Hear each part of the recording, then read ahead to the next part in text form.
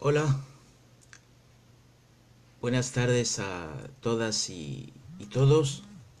Espero que me escuchen bien.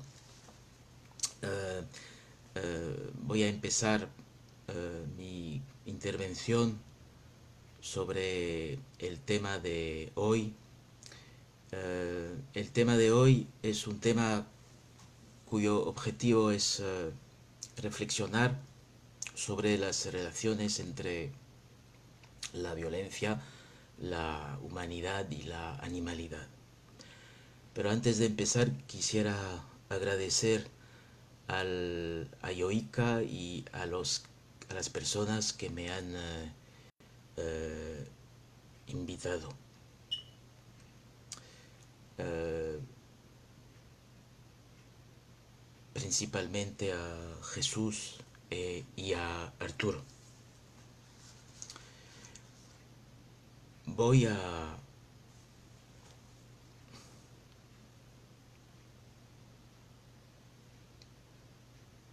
voy a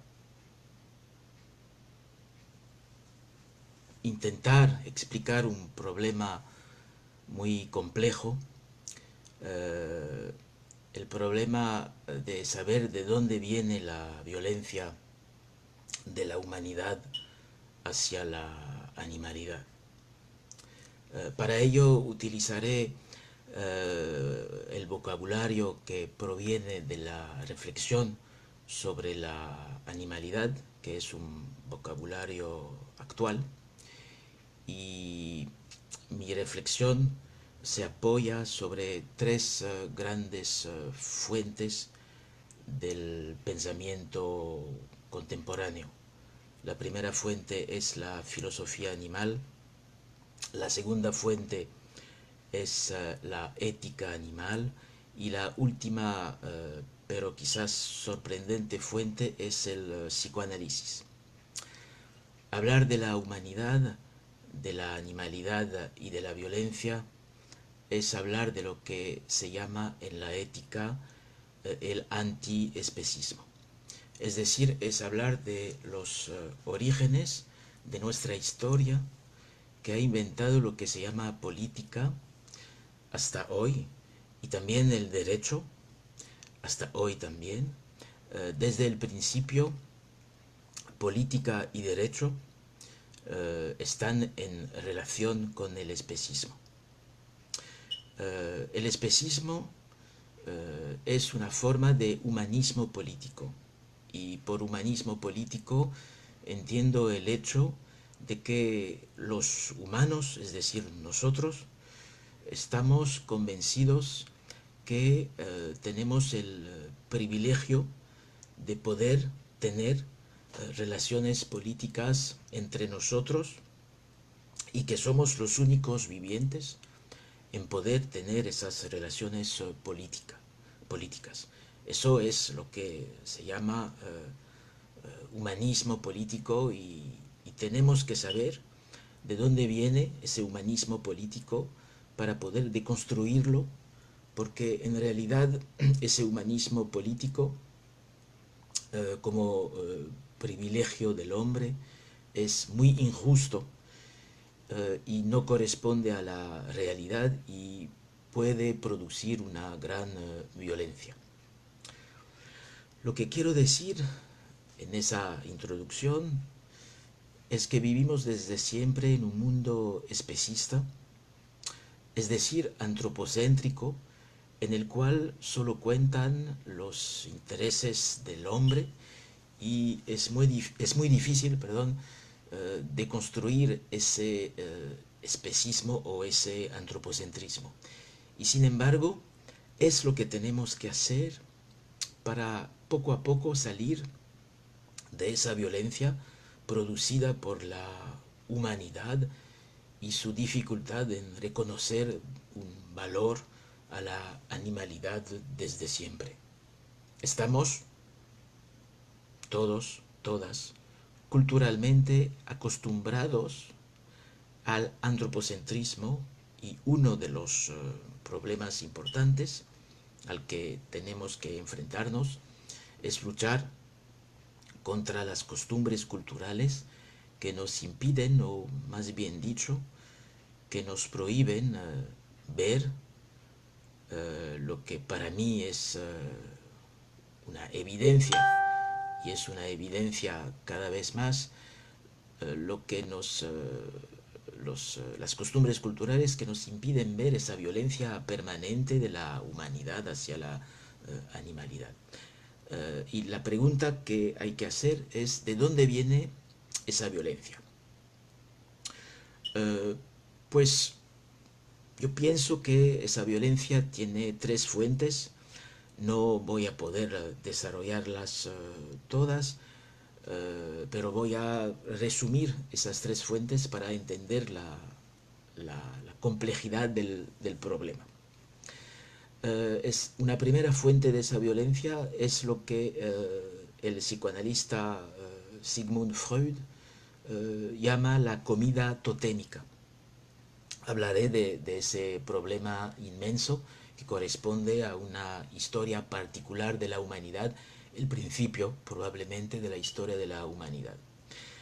Después, la segunda fuente que permite saber de dónde viene esa violencia es lo que se llama el logocentrismo, es decir, el hecho de que la humanidad piensa, hasta hoy también, que el hombre es el único viviente en tener lo que se llama la razón. Se llama logocentrismo, esa creencia que produce también una forma de violencia.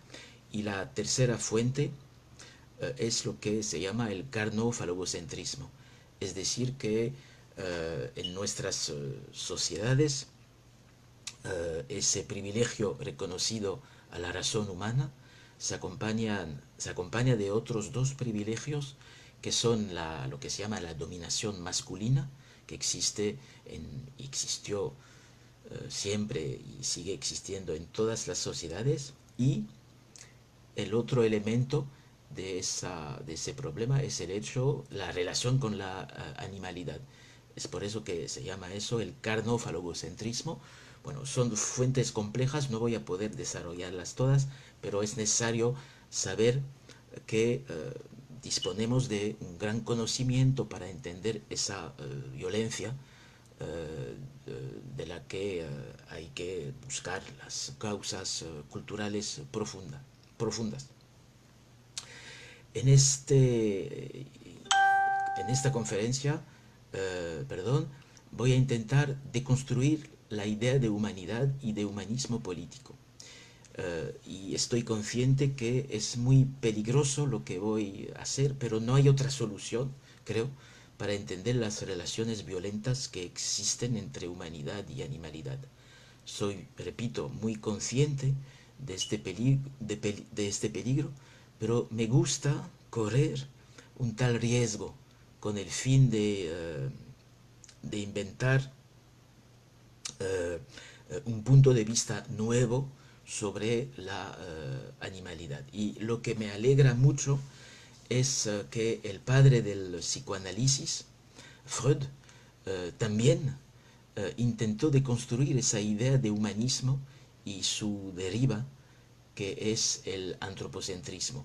Todo el mundo, en relación con Freud conoce esa idea el padre del psicoanalista, según la cual la humanidad ha vivido en su historia tres heridas muy violentas, tres heridas narcísicas que mostraron a la humanidad que se equivoca sobre ella misma desde el principio. La humanidad se miente a sí misma desde el principio de la historia. La primera herida fue la herida coperniciana, que consistió a demostrar que la Tierra no fue nunca el centro del universo. La segunda herida de la que habla Freud fue la herida darwiniana en el siglo XIX, que consistió a demostrar científicamente, racionalmente, que somos todos animales gracias a la evolución como proceso biológico fundamental de la vida. Y la tercera herida fue justamente la herida freudiana, que nos ha demostrado y sigue demostrándonos que no somos, ningún humano es maestro de su inconsciente, en el sentido que en todo ser hay dos personas que están siempre y estarán siempre en conflicto. Pues yo creo que el momento ha llegado en defender una cuarta herida, la que permite lo que yo llamo la deconstrucción de lo propio del hombre, y la filosofía actualmente permite llegar a esa deconstrucción del propio del hombre. Es lo que vamos a ver eh, esta tarde. Es interesante ver que de esas tres rupturas fundamentales en la historia de la humanidad, casi todas tienen una relación íntima con los animales, quizás hasta la coperniciana también. Hemos entrado incontestablemente en una nueva historia, pero gracias a esas tres rupturas. Pero tenemos que ir más lejos aún, y es lo que voy a describir para salir de la violencia de la humanidad hacia la animalidad. ¿Será esa salida de la violencia un proceso muy lento, pero irreversible? Y voy a decir por qué.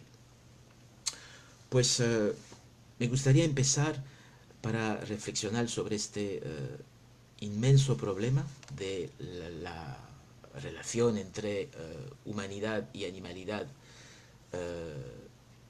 y el problema de la violencia. Me gustaría empezar por lo que estamos hoy viviendo en el mundo, es decir, con esa pandemia absolutamente mundial, de una gran violencia que está transformando con profundidad el mundo en que vivimos. Y lo que me gustaría mostrar es la relación que existe entre ese acontecimiento histórico considerable que es esa pandemia y la cuestión animal. Y en una segunda parte intentaré ver de qué manera se puede evitar caer de nuevo en una catástrofe sanitaria como la que estamos viviendo, y que está siempre, lo repito, relacionada con la cuestión animal. El problema, para empezar con ese ejemplo, que es más que un ejemplo de la pandemia, el problema es que todo nos da la impresión que la pandemia actual no tiene ninguna relación directa con la cuestión animal, y aún menos con la ética animal. ¿Por qué tenemos la impresión que no existe relación entre la crisis sanitaria actual y la ética animal? ¿Por qué estamos convencidos que no existe realmente relación entre la crisis actual y la cuestión animal? ¿Cuáles son las razones que nos hacen creer que no hay relación, que no hay correlación entre la pandemia y la ética animal, como toma en cuenta de los intereses de los animales? Hay varias razones y voy a describir algunas de esas razones. La primera razón por la que no pensamos que hay una relación entre la pandemia y la cuestión animal y la animalidad, la primera razón viene del hecho de que para la humanidad la salud es un problema puramente humano, y no, y también nunca relacionado con la cuestión animal. Eso explica que la gran mayoría de los discursos que intervienen a propósito de la crisis que estamos viviendo son principalmente discursos médicos que provienen de la medicina, es decir, provienen de el saber médico, que ese saber sea lo que se llama epidemiología, que ese saber sea lo que se llama infectiología o virología. Mi hipótesis es que ese tipo de discurso es sobre la crisis pandémica, sí es claramente un discurso absolutamente necesario. Dependemos y necesitamos esos saberes que provienen de la medicina. Sí, son saberes absolutamente necesarios. Me parece, y eso puede ser un punto un poco polémico, me parece que esos discursos son demasiado hegemónicos. ¿Por qué pienso que eh, son discursos hegemónicos en el sentido que impiden la producción de otros discursos también importantes y tan racionales como los discursos, digamos, sanitarios? Pues son hegemónicos porque son discursos que no toman en cuenta las causas profundas de la crisis sanitaria actual. Son discursos hegemónicos porque no se interesan en lo que ha causado realmente esa crisis. Y sobre todo son hegemónicos porque no dan casi nunca o nunca la palabra a otros discursos científicos que también tienen la pretensión de explicar la pandemia, como por ejemplo lo que se llama la ecología científica.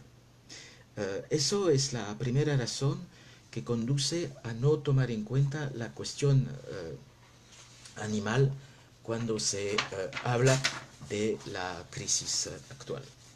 Y para mí es un error muy grave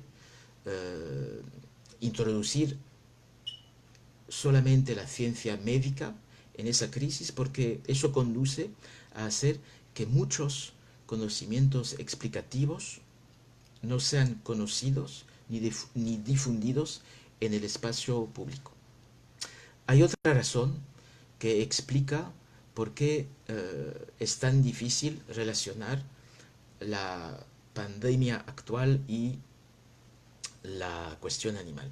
La segunda razón que explica que sea tan difícil poner en relación la pandemia actual y la cuestión animal se debe al hecho de que todo lo relacionado con la biología animal tiene mucho menos importancia que lo que está relacionado con la biología humana, es decir, la medicina. Hay de un lado una biología animal poco conocida y del otro lado una biología humana muy valorizada, muy conocida, y la una, repito, impide ver la otra, lo que es una injusticia del punto de vista intelectual y científico. Lo que conduce a decir que es difícil, interesante en un mundo como el nuestro, a otro viviente que al viviente humano. Y es lo que revela esa crisis actual. Porque si hubiéramos podido abrir nuestra curiosidad al viviente animal, quizás hubiéramos podido prevenir la pandemia que está actualmente haciendo sufrir al mundo y a la humanidad. ¿Por qué? Porque en realidad la ecología, ese saber dedicado a las relaciones entre el mundo y los animales, esa ecología que se puede describir como una biología evolutiva, es un saber que puede anticipar ese tipo de pandemias. Y efectivamente, una pregunta que tenemos que hacernos es preguntarnos si lo que está pasando en esa pandemia actual es algo realmente, entre comillas, natural. Es algo, lo que está pasando, que pertenece principalmente a lo que se llama la naturaleza, o no tiene casi ninguna relación la pandemia actual con lo que llamamos naturaleza. De ahí varias preguntas que no son simples y que me van a permitir poco a poco poner en relación la ética animal y la pandemia mundial. Las preguntas un poco provocadoras que me gustaría hacer para seguir reflexionando sobre el tema de nuestra intervención, que es la violencia ejercida por la humanidad hacia la animalidad. Las preguntas un poco provocadoras son las siguientes. El virus llamado por la medicina actual SARS-CoV-2 es un virus que proviene de lo que llamamos naturaleza o no. Primera pregunta, un poco extraña, pero ¿qué hay que hacer? Otra pregunta, ¿es un virus puramente biológico en el sentido en que sus efectos se pueden descubrir claramente desde el punto de vista biológico? Es decir, desde el punto de vista de su propia biología. En realidad, lo que me gustaría desarrollar como idea para entender lo que estamos viviendo mundialmente, en realidad, si el virus es algo que pertenece claramente a la biología, los efectos epidémicos y pandémicos de ese mismo virus no lo son totalmente, porque revelan que todo virus se encuentra siempre en un contexto social que va a determinar efectos contextuales. Y se puede decir que en realidad, cuando reflexionamos sobre la crisis actual, en realidad hay muy poca biología en el virus y en la pandemia actual. Voy a intentar demostrar esa idea. Otra razón por la cual es difícil poner en relación la crisis sanitaria actual y la cuestión animal es que entre los parámetros de la patología llamada COVID-19 que van a producir la pandemia, muy pocos son puramente biológicos. Es lo que es difícil de entender y que representa otra razón de no poder o no saber poner en relación cuestión animal con pandemia mundial. Debemos ir aún más lejos en la crítica de lo que yo llamo lo puramente natural o lo puramente medical o lo puramente biológico. ¿Por qué? Porque ahora sabemos que la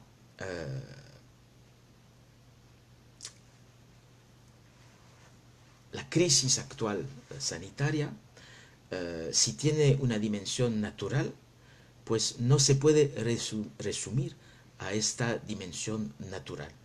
Y es eso lo complicado a entender y se podría resumir mi idea principal, que no hay en realidad nada natural en la llegada del virus que ha transformado y que está transformando el mundo actual.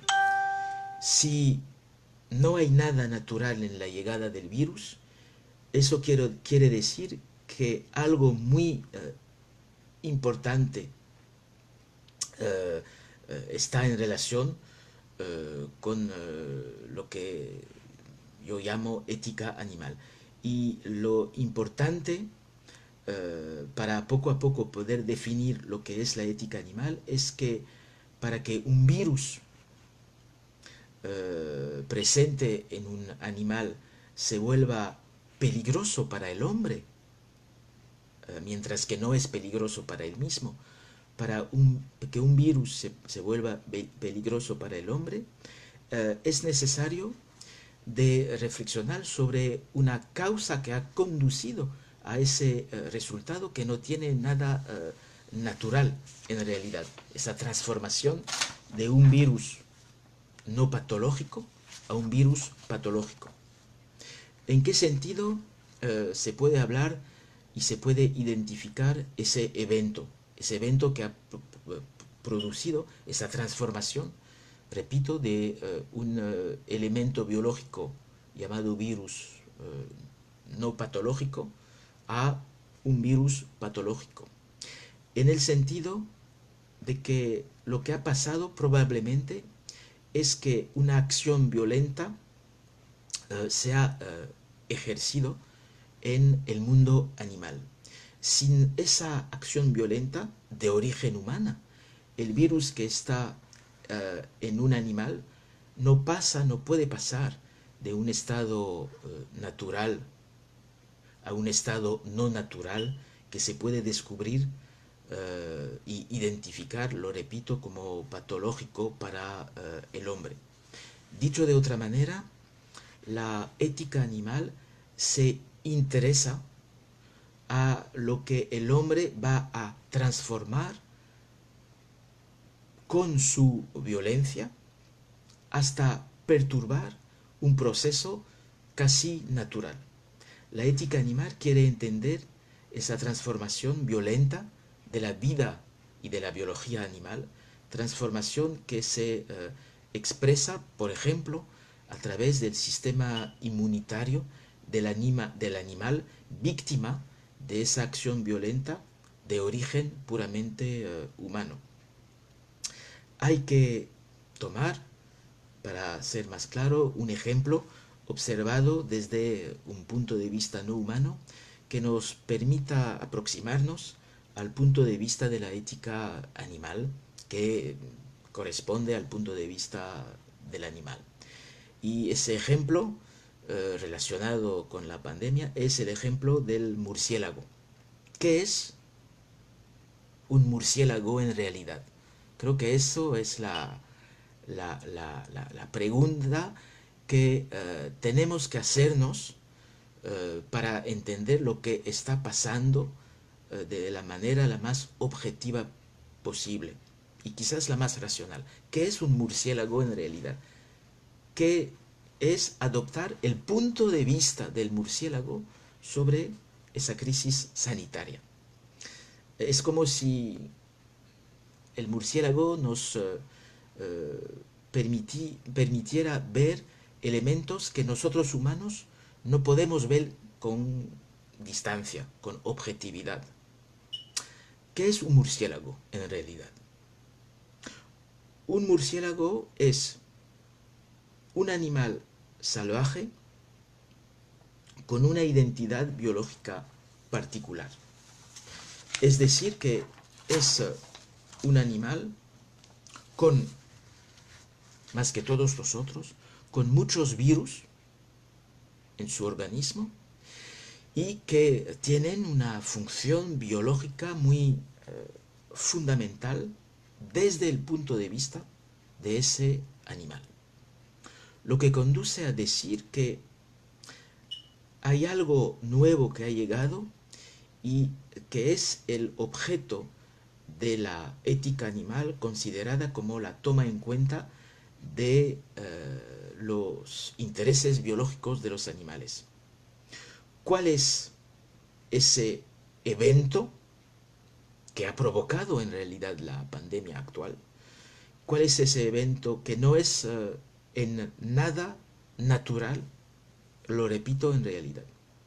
Pues ese evento muy importante es el siguiente, es que la violencia humana, la violencia de la cultura humana, ha permitido que los virus que llevan los murciélagos en sus propios cuerpos, pues ahora pasan con más facilidad de una especie a otra especie.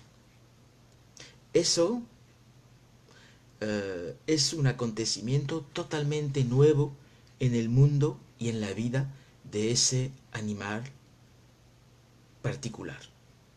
Y ese pasaje del virus de una especie a otra especie, que se produce con mucha facilidad, pues ese pasaje provoca patología en las otras especies que reciben ese virus, que proviene, repito, de la identidad biológica de ese animal particular.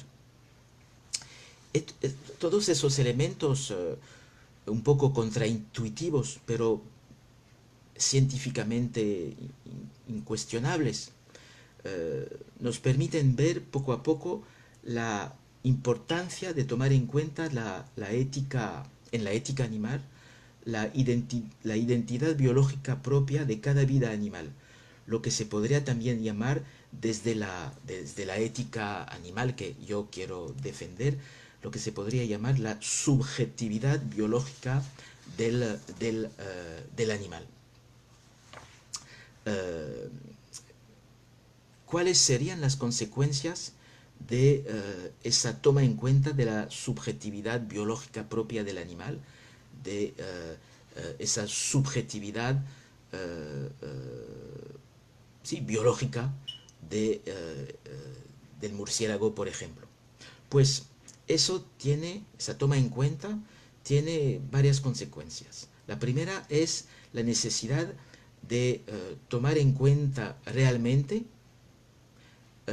la identidad biológica del animal, pero si tenemos solamente en cuenta ese nivel puramente biológico, no podremos explicar cómo a partir de esa identidad biológica pasamos a ese gran acontecimiento fundamental que da lugar a una pandemia como acontecimiento histórico muy, muy importante. Es decir, el hecho, insisto sobre este elemento, el hecho de que una parte del virus del murciélago ha atravesado las barreras de las especies hasta llegar hasta la especie humana. Eso es el gran evento que no tiene nada de biológico ni de natural en realidad y es puramente el producto cultural de la sociedad humana violenta que ha permitido ese acontecimiento histórico. Eso es la primera consecuencia. La segunda consecuencia es la necesidad absoluta de tomar en cuenta otro nivel que no sea solamente biológico. Y ese nivel es el nivel social en el que el animal vive y las transformaciones de ese nivel social. La otra consecuencia que conduce a tomar en cuenta la identidad biológica del animal, lo que tiene que hacer una ética animal como punto de vista sobre la vida animal misma, pues la tercera consecuencia es que esa toma en cuenta demuestra una vez más que en realidad nada, absolutamente nada, es puramente natural,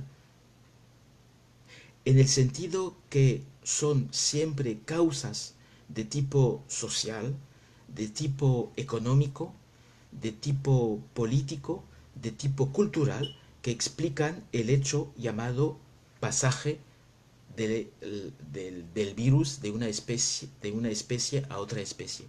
Y eso, desgraciadamente, la mayoría de los discursos biológicos lo olvidan totalmente, porque hasta ahora son incapaces de tomar en cuenta un punto de vista que no sea puramente biológico, que sea social, que sea cultural, para entender cómo casi nada es natural en una crisis sanitaria como la que estamos viviendo.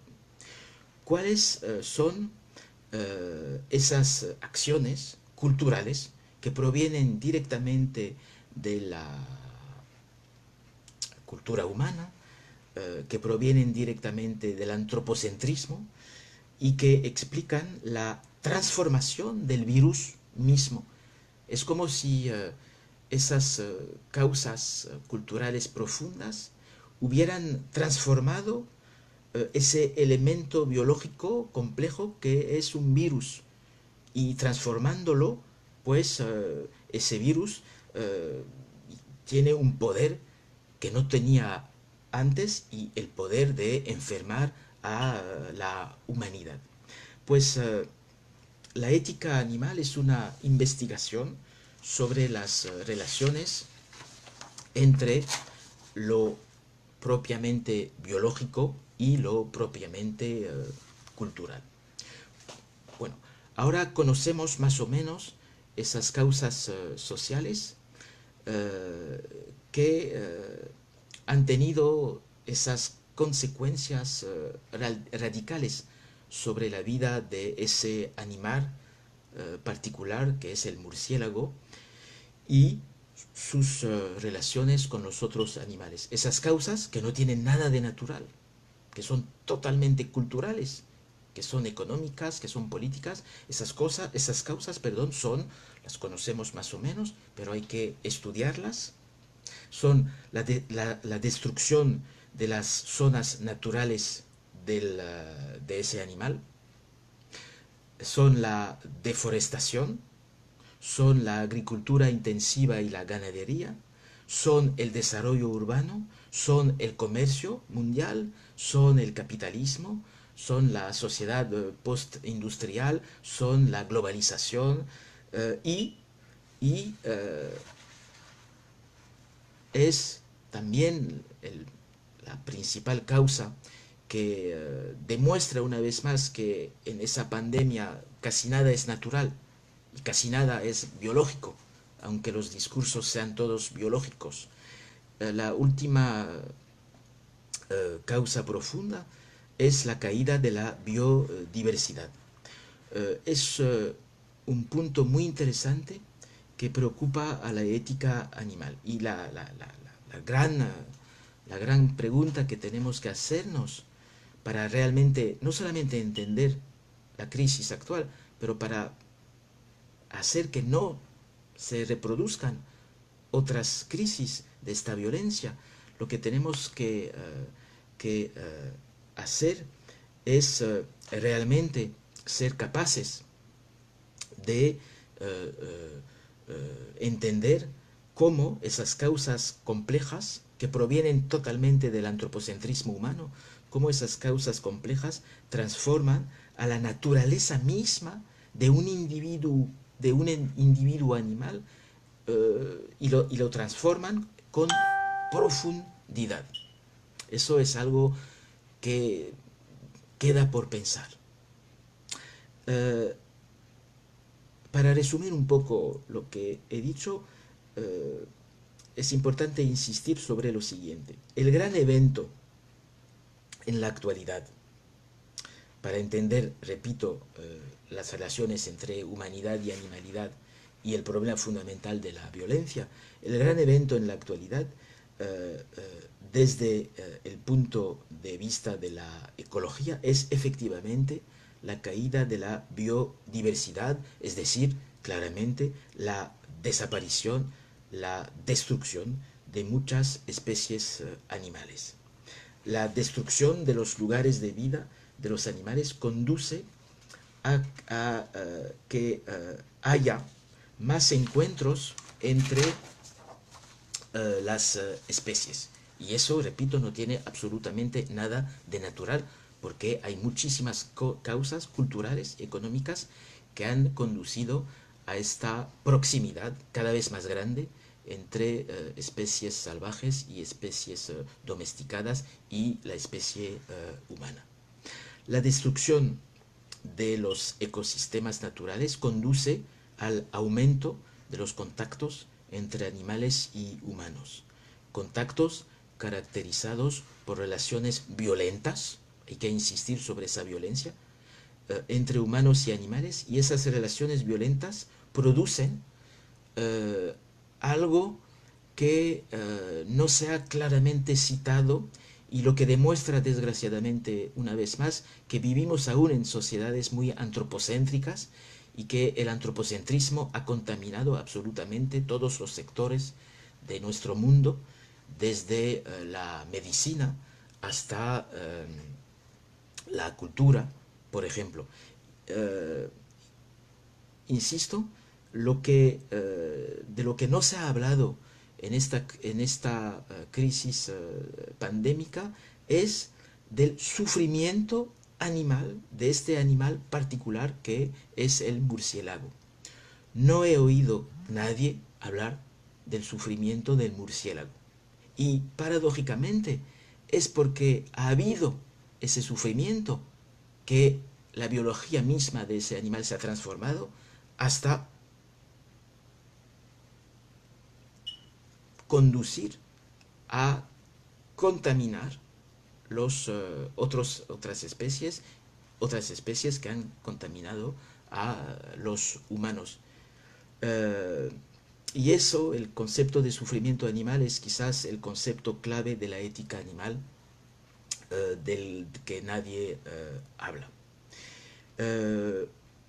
Otro factor muy importante relacionado con ese problema del sufrimiento animal, del que nadie habla, ni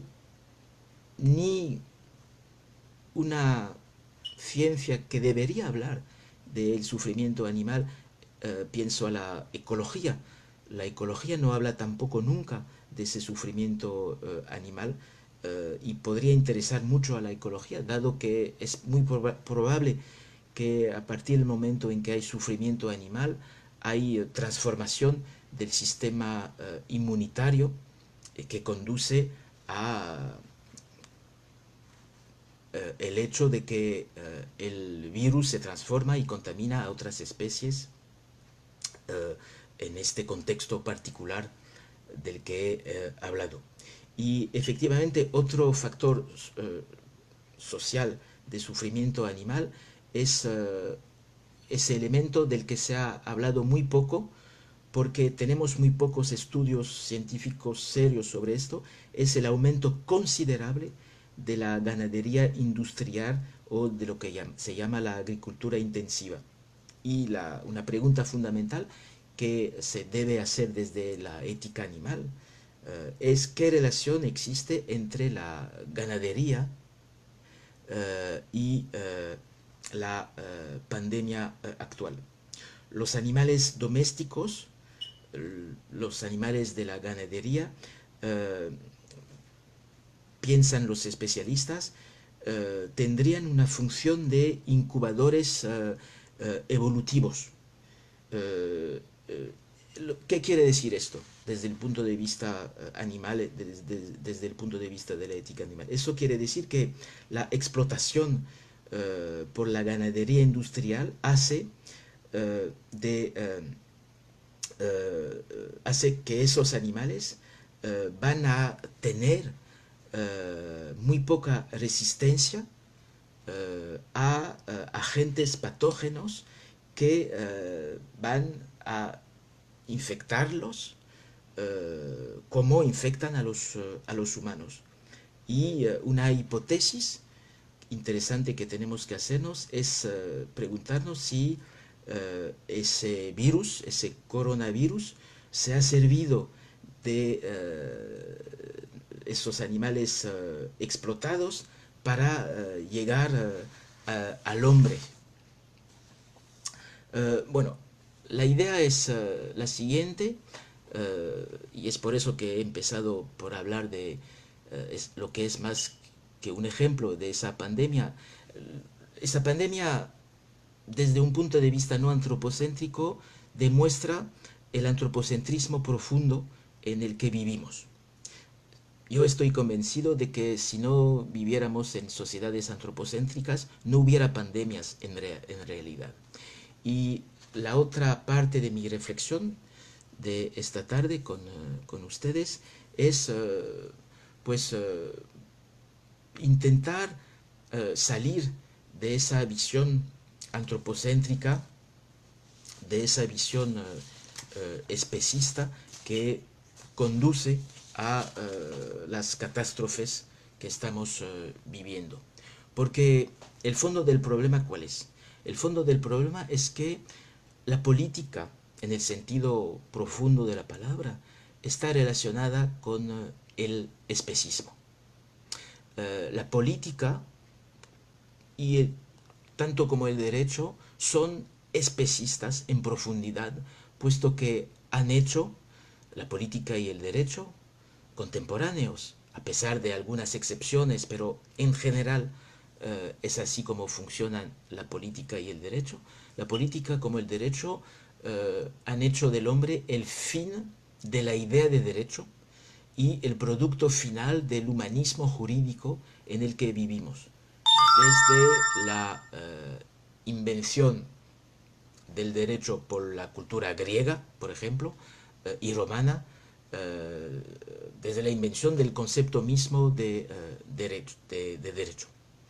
Antes de decir lo que es para mí el contrario del antropocentrismo, es decir, el anti-antropocentrismo o el antiespecismo, antes de decir lo que es para mí eso y la necesidad de construir a ese humanismo jurídico que conduce a catástrofes sanitarias como la que estamos viviendo, es necesario decir de dónde viene ese antropocentrismo, de dónde viene también el hecho de que cuando se habla de política, en realidad se habla siempre de los animales, claro, pero de manera injusta y negativa.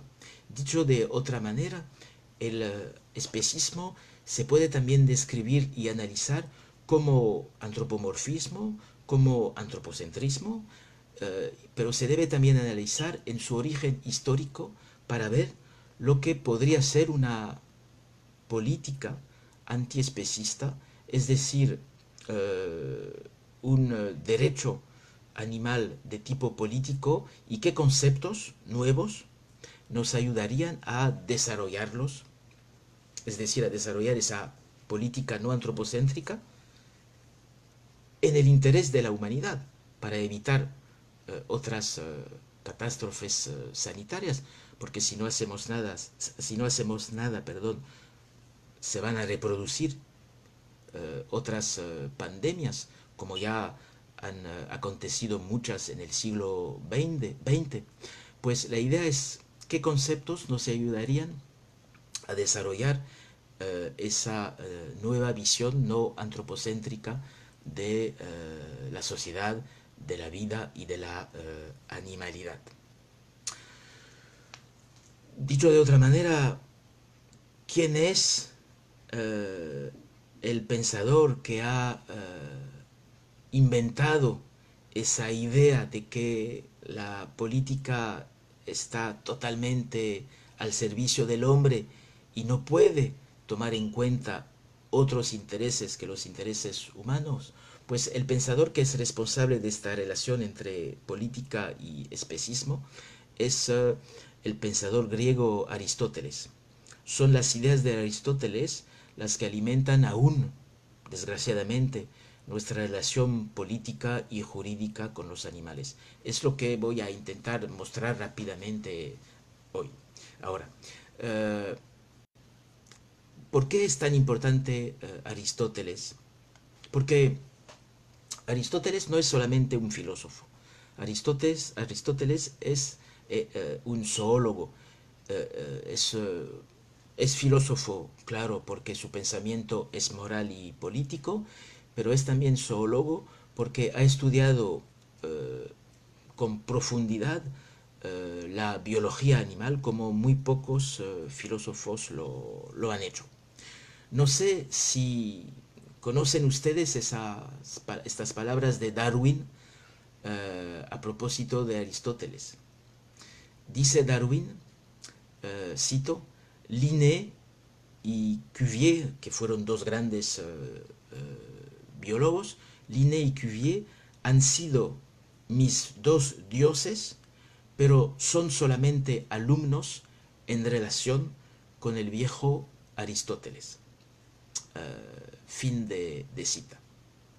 Y efectivamente, Aristóteles considera el estudio de los animales y de las plantas como una parte de la física, puesto que los animales y las plantas constituyen una parte de los seres naturales, es decir, de los seres que tienen ellos mismos el principio de su movimiento.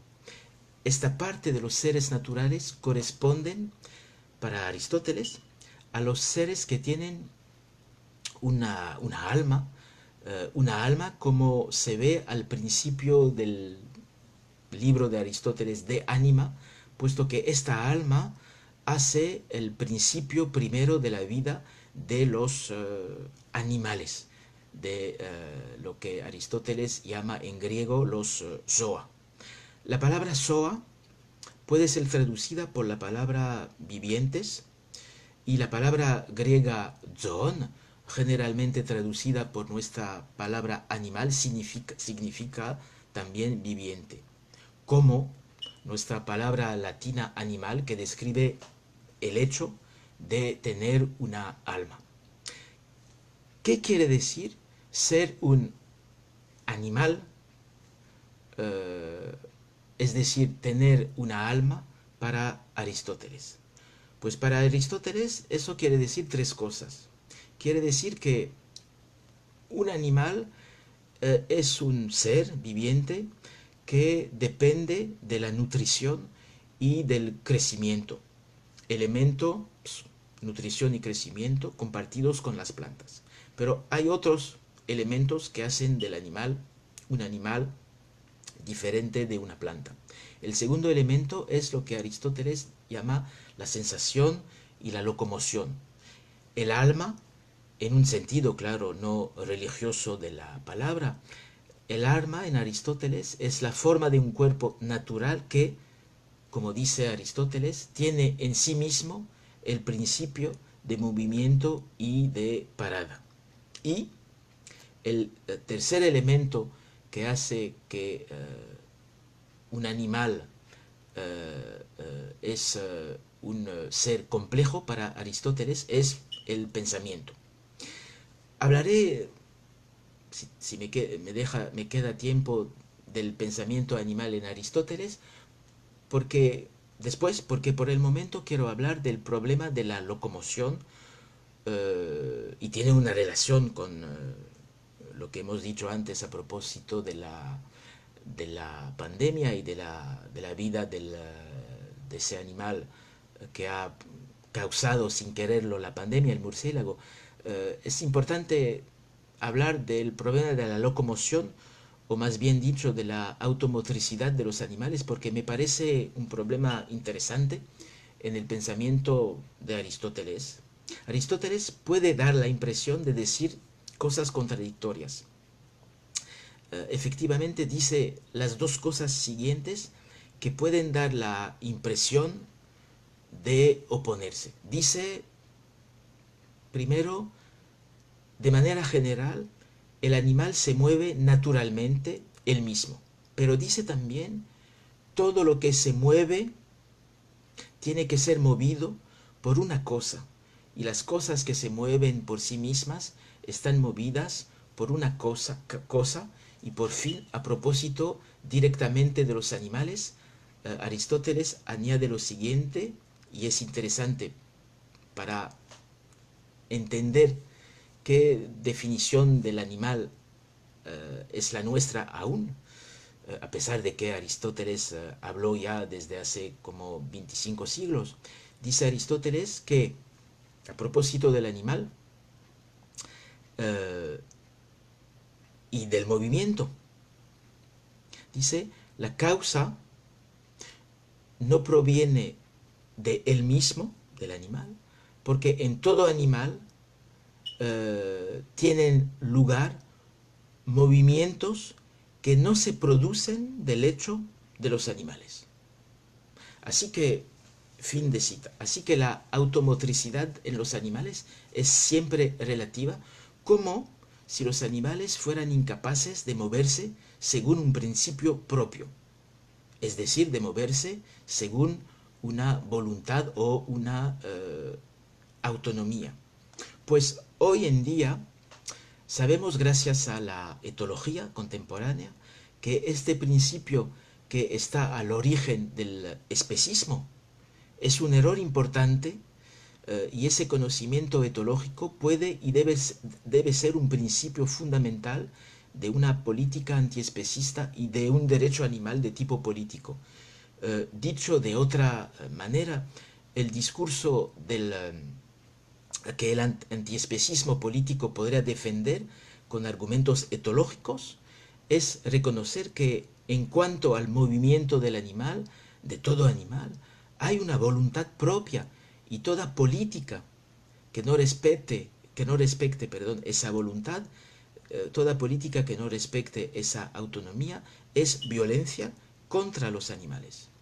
El discurso político del antiespecismo debe poner en su centro esa idea que los animales no solamente tienen un cuerpo que permite la sensibilidad, pero sobre todo que la automotricidad, el movimiento de todo animal está orientado por una voluntad que se puede definir como libre, libre en el sentido de que esa voluntad, como lo hemos pensado durante siglos, y como lo dice el etólogo holandés Frans de Waal, esa voluntad no se reduce, contrariamente a lo que piensa una gran mayoría una gran parte de la humanidad. Esa voluntad no se reduce ni al instinto ni al aprendizaje. Dice, cito a ese gran etólogo holandés, Frans de Waal, dice: durante todo el siglo XX la idea era que eh, cada cosa que el animal hacía tenía que estar metida en una de las dos cajas, el instinto o el aprendizaje. Fin de cita. Pues yo pienso que nuestro discurso antiespecista ya no puede solamente reducirse al hecho incuestionable, como lo he dicho, y como lo demuestra la crisis sanitaria actual, vista desde el punto del animal. Nuestro discurso antiespecista ya no puede solamente reducirse al hecho que los animales sufren, lo que constituye una evidencia, pero se debe también orientar hacia la idea de que no están sometidos a su instinto y que en realidad son responsables de lo que hacen al moverse, si se les da, claro, la posibilidad de dejarlos vivir en condiciones naturales, entre comillas, que permitan esos movimientos responsables. Y la paradoja del drama que estamos viviendo es que es porque hemos impedido a los animales vivir en sus medios naturales. Es porque hemos transformado con violencia esos movimientos animales que los han conducido hacia la especie humana como nunca antes, por razones económicas, como ya lo hemos dicho. Es por todas esas razones que estamos en esa crisis sanitaria que desgraciadamente, que se va a repetir bajo otras formas. Es decir que uh, mi pregunta es la siguiente para concluir, porque ya hace casi una hora que estoy hablando y me gustaría también dialogar con ustedes sobre este problema complejo de las relaciones entre la humanidad y la animalidad, que hasta ahora relaciones totalmente caracterizadas por una inmensa violencia que se está actualmente como volviendo contra o dirigiendo contra la humanidad misma. Mi pregunta es la siguiente: ¿cómo podemos salir de esta visión antropocéntrica de la animalidad? ¿Cómo podemos salir de esa visión antropocéntrica de la naturaleza? ¿Y cómo podemos luchar contra nuestro propio antropocentrismo? Pues la idea que propongo para concluir mi intervención, la idea es que quizás haya llegado el momento de considerar que los verdaderos seres políticos no son solamente los humanos, que son una minoría en la naturaleza. Los verdaderos animales políticos son los animales no humanos en realidad, que constituyen la inmensa mayoría de los seres con los que tenemos que inventar nuevas relaciones y hasta llegar a considerar que ellos también pueden entrar en esa categoría que tendremos que pensar de nuevo de animal político. Y es eso lo que se podría llamar la justicia entre las especies y que se puede pensar de la manera siguiente: la condición real de la justicia no es simplemente la capacidad de sufrir de los animales, pero es lo que se llama en la ética animal contemporánea la agentividad. Es decir, el hecho de que los animales tienen movimientos responsables, saben lo que hacen. Hay que invertir totalmente y radicalmente el discurso antiespecista tradicional que quizás ha fracasado desde varios puntos de vista y esa transformación nos conduce a quizás tomar más en cuenta todo lo que nos enseña la etología como saber crítico y salir de, repito, esa visión de los animales como seres totalmente incapaces de producir relaciones políticas con los humanos, relaciones que comparten con los humanos.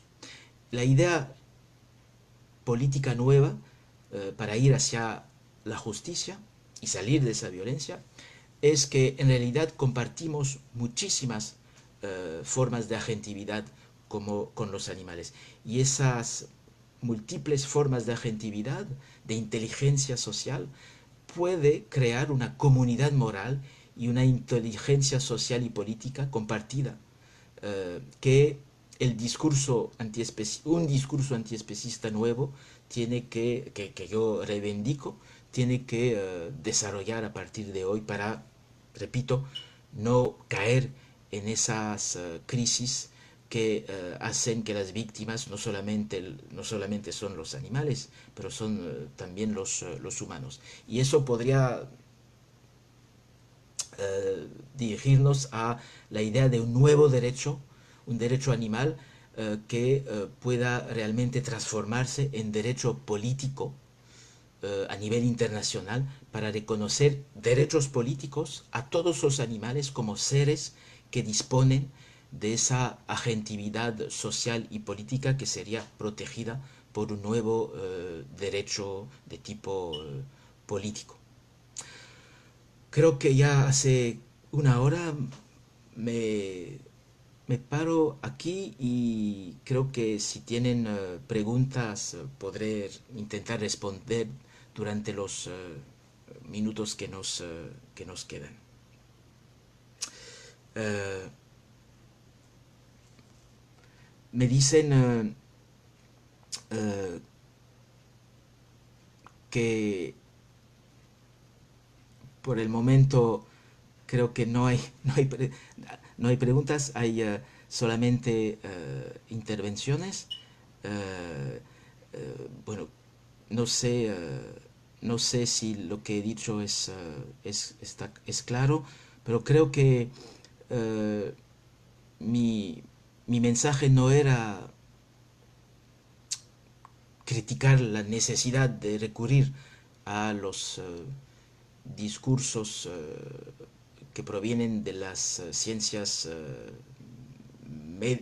médicas. No, eso sería otra catástrofe. La idea es que esas ciencias médicas son incapaces de tomar en cuenta otro punto de vista que lo puramente biológico. Y es eso lo que nos falta. Nos falta mezclar en nuestras reflexiones lo biológico con lo cultural. Eso por el momento no sabemos hacerlo porque siempre en las sociedades humanas hemos separado de un lado la naturaleza y de otro lado la cultura. Y creo que la urgencia para prevenir las pandemias, la urgencia es pensar al mismo tiempo la, el encuentro entre lo natural, lo biológico y lo cultural, es decir, lo político. Bueno, estoy mirando si hay preguntas. Sí, hay una pregunta. Eh, Me preguntan, Adriana Díaz, ¿qué mecanismo se podría echar a andar para poder defenderlos a propósito de los animales que se encuentran en los zoológicos? Pues yo pienso que si inventamos ese derecho político, los zoológicos desaparecen en muy poco tiempo. Los que necesitan los zoológicos no son los animales, son los humanos. Es por razones puramente egoístas. Y la idea de justamente tomar en cuenta la agentividad, pues hace desaparecer la idea misma de zoológico. Eh, Otra pregunta interesante. Me piden si podría yo abundar sobre la responsabilidad en los animales y qué quiero decir con esa idea de responsabilidad. Lo que quiero decir es que eh, hasta ahora hemos pensado que los animales eh, tenían solamente reacciones de tipo biológico, porque los habíamos reducido solamente a un cuerpo con reacciones biológicas, reacciones inmunitarias. Pero hemos olvidado algo muy fundamental para pensar esa idea de responsabilidad, es que en realidad eh, el animal tiene una visión de él mismo, tiene una visión del medio natural en el que está, tiene una visión de las relaciones sociales que tiene con las otras especies, etcétera, etcétera. Y eso me conduce a pensar que es un ser, el animal es un ser responsable a partir del momento en que está consciente de que por su propio interés tiene que seguir privilegiando esas relaciones que le ayudan mucho a vivir y a sobrevivir. Es eso la responsabilidad. La responsabilidad sería como la necesidad de establecer relaciones con las otras especies, con los medios naturales, para seguir viviendo y protegerse de las destrucciones violentas de las que hemos hablado. Bueno, otra pregunta interesante, pero un poco más compleja, es efectivamente ese concepto de carnofalogocentrismo, que es un concepto un poco complejo, pero ese concepto dice con una sola palabra lo que he intentado decir, es decir, que en realidad el fondo del problema es que hasta ahora, con esa separación entre cuerpo del lado de la animalidad y espíritu del lado de la humanidad, pues hemos prohibido al animal poder ser considerado como un ser que tiene una inteligencia, una mente, una psicología, una emociones, que tiene sentimientos, etcétera, etcétera. Y le hemos prohibido el derecho al logos. El logos es una palabra griega que dice que el hombre es el único ser que tiene logos porque es el único ser racional. Pues el logocentrismo es separar violentamente los animales que no tienen inteligencia de los humanos que son supuestamente la especie inteligente. Eso es el logocentrismo. y con este criterio pues hemos destruido la vida animal. Hemos destruido casi todas, desde 50 años la mitad de las especies animales han desaparecido a causa de ese logocentrismo.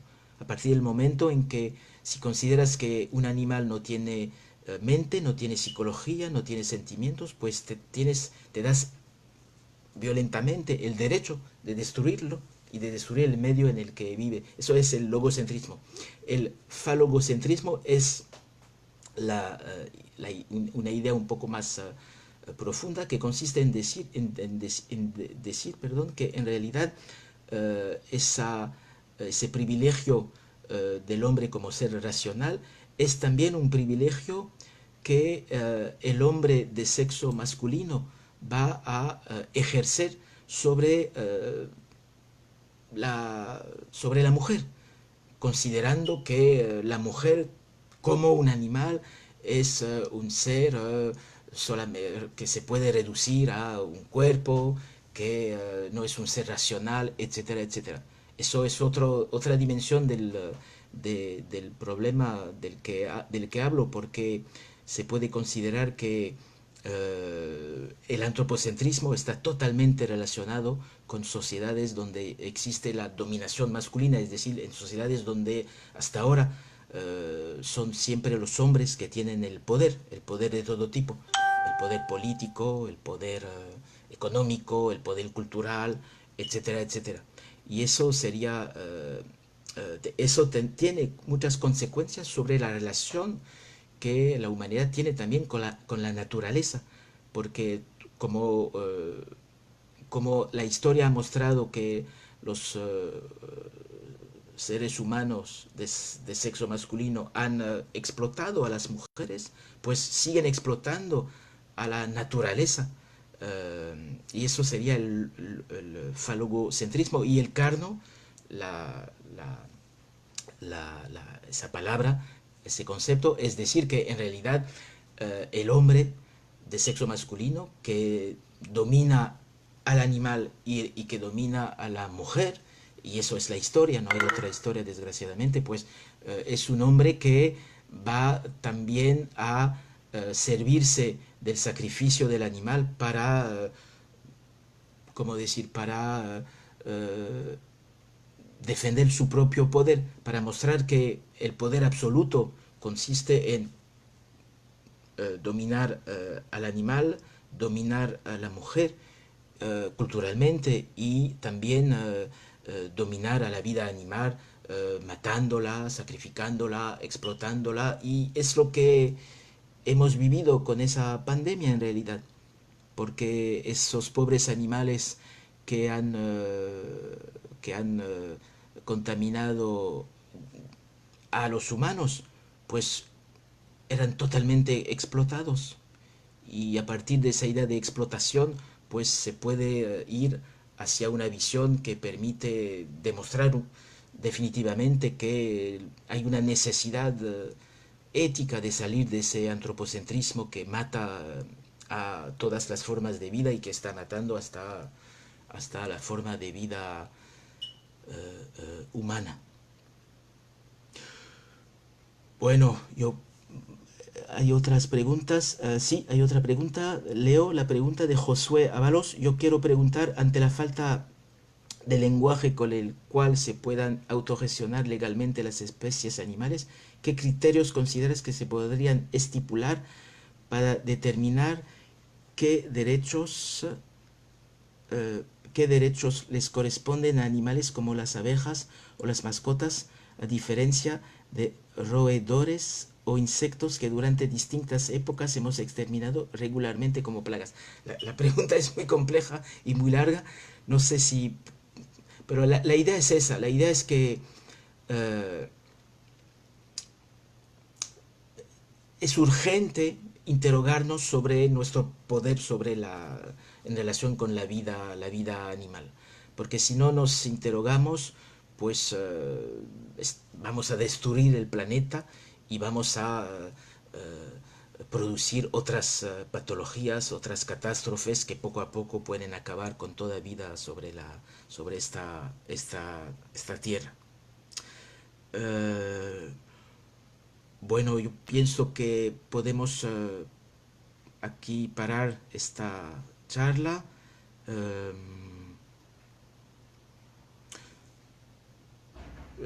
Muchas gracias por haber estado aquí conmigo.